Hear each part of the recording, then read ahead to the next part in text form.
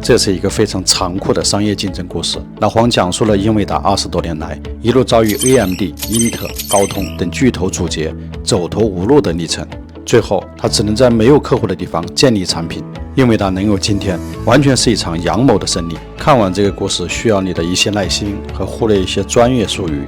We invented the GPU and programmable shading in 2000. We wanted to integrate GPUs into every computer. And so we started to combine our GPUs with motherboard chips.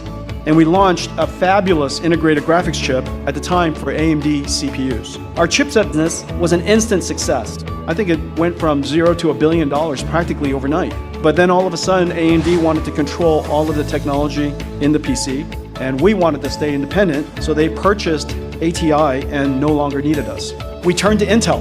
That probably wasn't a great idea, but we turned to Intel and negotiated a license to connect to Intel CPUs. Apple was excited about what we were building and asked us to work on a new computer with them, which became the first MacBook Air. Well, Intel saw what happened and decided they didn't want us to do that anymore. And so they terminated our agreement.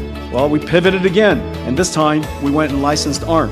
And we built a low-power SoC, a mobile SoC, the world's first SoC that was essentially a computer, a full operating computer, and it was incredible. Our chip excited Google. They asked us to work on a new device, which turned out to have been the Android mobile device. Well, Qualcomm decided they didn't want us to do that. And so they didn't want us to connect to their modems, and it's hard to build a mobile device without being connected to a modem. And there were no other LTE modem companies. So we had to exit the mobile device market.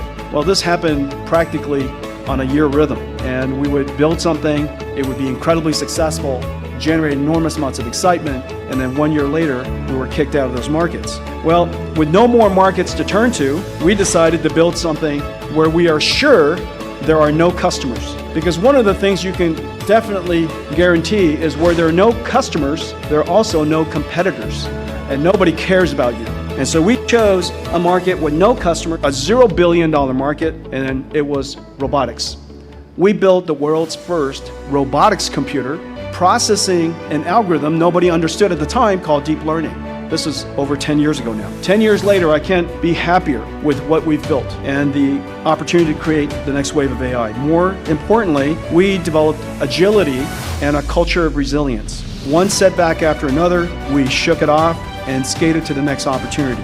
Each time, we gained skills and strengthened our character. We strengthened our corporate character.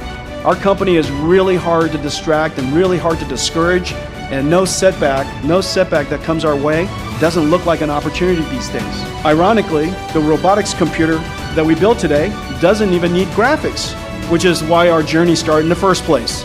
So where we are today tells us something and teaches us something. The world is uncertain, as Richard Feynman would say, and the world can be unfair and deal you with tough cards. Swiftly shake it off. You've apparently been paying too much attention to your books.